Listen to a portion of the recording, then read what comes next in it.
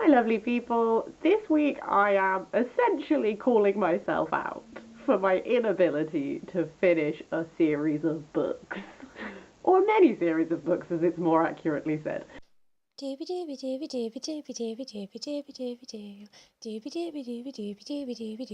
Sophie Vlogs. Okay, so I recently watched a video on Ashley at Frolic Through Fiction's channel where essentially she was looking back on a video she'd made 2 years ago that was about series that she hadn't finished, and she was looking and being like, did I finish them? Which essentially reminded me that I have so many series that I have not finished. So I thought I would do my own version of this. When I came to draw up my list of books, I realised that I had quite a few. So this is actually going to be 2 videos, and then hopefully in, 2 years, maybe, give myself some time, I'll come back to these videos and I'll assess, have I actually done this or not? How I chose the books included in this is I have not included series that are not finished but that I am up to date on. So like if I'm waiting for the author to publish the rest of the series, then I haven't included it in this because I've done my bit and I'm up to date. This is ones where there are definitely more books in the series out there but I haven't got to them yet. Because otherwise we'd just be like, Game of Thrones, other things like that. These are in absolutely no particular order, but I'm just going to start with the first one on my list, which is the Daughter of Smoke and Bone trilogy. This is the second book in the series. I read the first one is on my Kindle. I read this so long ago now. I bought Daughter of Smoke and Bone like when it was like just released and it was like a thing and like it had only just come out, and then I had to wait for this to come out, and I know that this series has been finished and I really want to know how it ends because Daughter of Smoke and Bone tells the story of this girl who like collects teeth for like some demon-y people, and then she like falls in love with an angel or whatever. And the first book was very much like a love story, and then this book went a lot into like, here's the greater picture, stuff is getting way more serious, and I was really intrigued by where this one goes, and it ends on quite a big note, and yet, have I finished it? No! I've just never bought the final book, even though every time I see this one on my shelf I go, I really should finish that sometime. So that's the first one. My second one is the Love in the Time of Global Warming series by Francesca Bloch. This is a gender-bent retelling of the Odyssey that's sort of set after like a natural disaster, essentially like changes the face of the earth. This was very intriguing. It wasn't my favourite, but there were lots of really cool ideas and stuff in there. And again, I really want to read the second book because I want to see how she continues to adapt and look at the Odyssey in a different way where she goes. Although I know where the story of the Odyssey goes, it's interesting in this world to see what's changed and what she's retaining and stuff like that. So, again, I really need to do that, don't I? This is just, I'm going to fade out at the end of every one of these because I'm just like, and it's really exciting, but I haven't done it. The third one on my list is the Split World series by Newman. This one I have a chance of doing quite soon. So the Split World series is, it takes place in Bath, and it's essentially like our world still exists, but there's like a mirror image of our world where the Fae live, and our main character has tried to run away from her life in the Fae world and come to this world because she wants to exist here. But obviously things do not go entirely to plan.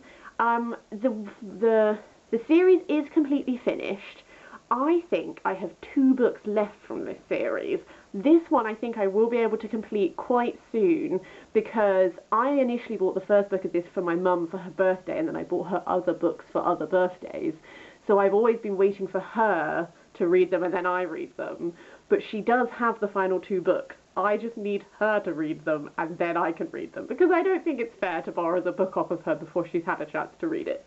So that one, I'm thinking, should hopefully be appearing in a book chat near you sometime soon. So I'm not doing too shoddy there. Next up is a bit more of a hefty read. That is Jean Wolfe's The Book of the New Sun series. This is books 1 and 2 combined. I do own books 3 and 4. I've been holding off of this not because I don't want to know what happens, but because sometimes there are books which you really need to be in the right mood to read, and I feel like this is one of them. This is a series which when you first start to read it, it feels quite high fantasy. Like, it felt like I was in sort of like, you know, maybe he's living in like a castle-y thing. Maybe this is all very like medieval inspired. And then as it went on, it becomes apparent that it's not. It's actually he's living in a converted old spaceship, like a rocket. It's like a sort of dying Earth book instead. So there are so many things that I have not picked up on in these first two books, which on a reread I would then, you know, as you reread this, there is so much more to be gained, because Gene Wolfe is renowned for how much he packs in that you don't always notice first time around. So I finished these two, but I've been listening to a podcast called Owls Above Soup, which is absolutely fantastic. I mention it every time I talk about Gene Wolfe, because they are great and super lovely. And they go through it chapter by chapter, and they sort of unpick and explain to you maybe what you might not have focused on and stuff like this. So I've sort of been waiting to catch up with that podcast, but I am really behind on all of the podcasts I listen to, which then means that I didn't want to start the other books until I've caught up on the podcast, even though I own the last two books. So, like, eventually I'll be up to date on the podcast, and then I'll continue reading. Who knows when that will be? Hopefully in 2 years' time I will have achieved it. We'll see. So the next up is a book series which I've been borrowing off of my dad, which is part of the reason why I haven't finished it yet, because I'm trying to read the books I own, because people keep lending me books and it's lovely, but like also I have too many books and I need to read the ones that I own. This is the Elric series by Michael Moorcock. This continues Michael Moorcock's recurring theme of the Eternal Champion, which I've talked about in some other videos. The Eternal Champion maintains balance between the forces of order and chaos. The Elric series, Elric is like an elf, I think that's the correct term. Essentially, it's this fantasy series from the 70s. Elric has a sword called Stormbringer, which like feeds on people's souls. As he uses it, he's very powerful, but it also starts to change him. And it's this sort of like, is he doomed, is he not doomed, you know? Like, he's immensely powerful, but at what price and at what cost and everything. So it's a really, really interesting series. It's one that my dad has like a giant painting of it on his wall. Like, it's very seminal in texts that I grew up hearing about, but have not properly read. So I started to read the series to like experience it for myself. I think I'm about 4 books in, maybe 5, I can't entirely remember, but there are many books in the series. My dad owns all of them. I just am trying to prioritize some of my books before I continue with this series. So hopefully maybe when I do like a return to this, even if I haven't finished the Elric series, I might be a little bit further in. Okay, the penultimate book I'm going to talk about in this video is the Lumatere series, I think that's the right one, by Marlina Marchetta. This is such a good series, and I've only read Finnegan of the Rock, but it is just, you know, sometimes you read a series and it's so good and you just like weep continuously when it's done because you're like, oh, you were amazing. That's how I feel about Finnegan of the Rock, and yet there are 2 other books in the series and I have not read them, and I'm ashamed. But I own it on my Kindle, so it'd be so easy for me to buy it on my Kindle and just have it on my Kindle, but now, no, I haven't done that, have I? I gave Finnegan of the Rock 5 stars when I read it. It's about Finnegan, who has not been home to Lumatere in 10 years since essentially the royal family were murdered and a curse was placed on the city, and there are people trapped in the city, but he is trapped out of the city. And then he meets this woman, Evangeline, who has the bold claim that the heir to the throne is still alive, and then they embark on this journey together, and it just broke me. It was so good. And I really, now I'm thinking about it, I'm like, why haven't I read this yet? I definitely need to get my hands on the next 2 books and read it, because like, you know, sometimes you're just aware that like a book is going to destroy you, so you put it off a little bit until you're ready to be destroyed. I think that's what I've been doing, and I think I just need to just go for it, really. The final book I'm going to talk about in this video is The Chronicles of Earthsea by Ursula K. LeGuin. I keep going on about how much I love Ursula K. LeGuin, don't I? But I do. She's probably one of my favourite writers, actually, and I haven't actually read that much by her.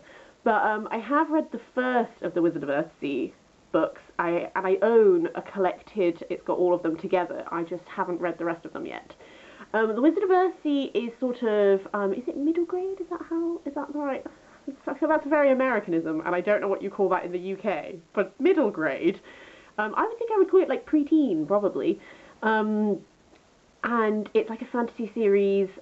It's essentially our main character, who is like a wizard, does messes with some things out of his control and unleashes some things, and then he has to sort out his mess. If I'd read it when I was the like preteen age, it absolutely would have been up there with my favourite books. I'm really interested to see where the series is going to go. I think it has a really interesting sort of like philosophy at the heart of it about like balance and light and dark and stuff like this. So again, that one should be achievable because I do own the other books. So hopefully next time I do a return, that will be done. I'm going to call it a day for this video, but there will be a part 2 appearing very, very soon. I just wanted to split it up a bit to give myself a chance. How are you with series? Do you like power through, do the series all at once? Does it depend on the series? Let me know your thoughts. Also, have you read any of these series? What are your thoughts on them? Are there any which you're like, oh, Sophie, they get much worse, don't bother? Or are they all brilliant? I'm hoping they're all brilliant. Okay, I'm going to call it a day there for now. I hope you have a really lovely day, and I will see you next week for something different.